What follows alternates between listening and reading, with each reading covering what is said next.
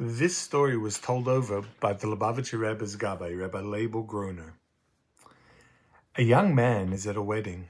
There's a huge crowd. The chassan walks in and everyone jumps up to dance. But this young man notices an elderly Jew sitting off to the side, not dancing, just sitting at the table, clapping along. And something pulls at him, doesn't know why. He walks over to him and he gives him a shalom aleichem and he asks, "What's your connection to the chassan?" The old man says, "I'm his grandfather." "The grandfather? You should be the first one on the dance floor. Why are you sitting here?" He says, "I'll tell you." He says, "A week before the wedding, my grandson came to me and said, 'Zaidi, we know you want to give us a wedding present. Can we suggest to you what it should be?' Told him, I don't sign a blank check. Tell me what you want and I'll see." He said, "Look, Zaidi, you were born over 70 years ago in Russia. In those days, making a bris was dangerous. You never had one. We want to give you a bracha under our chuppah, and we want that bracha to come from a yid with a bris. There's still a week before the wedding."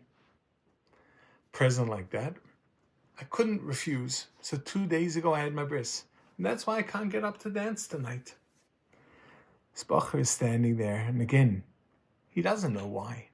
His hand reaches into his pocket and he pulls out a dollar he received from the Lubavitcher Rebbe. And he says, "If a yid your age is ready to have a bris milah, you deserve a present. This dollar from the Rebbe is yours." The old man takes the dollar and starts to cry. "Why are you crying? Be happy. You just got a dollar from the Rebbe," he says. And he says, "I'll tell you why I'm crying.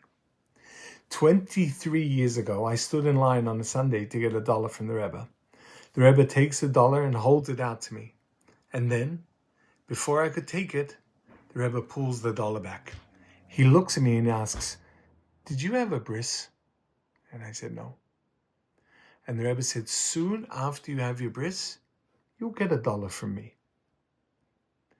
Then the old man looks at this bacher and says, 'Do you understand what just happened? Of all the people in this hall, why did you come ask who I am? Why did your hand go into your pocket?' He says, 'I'll tell you.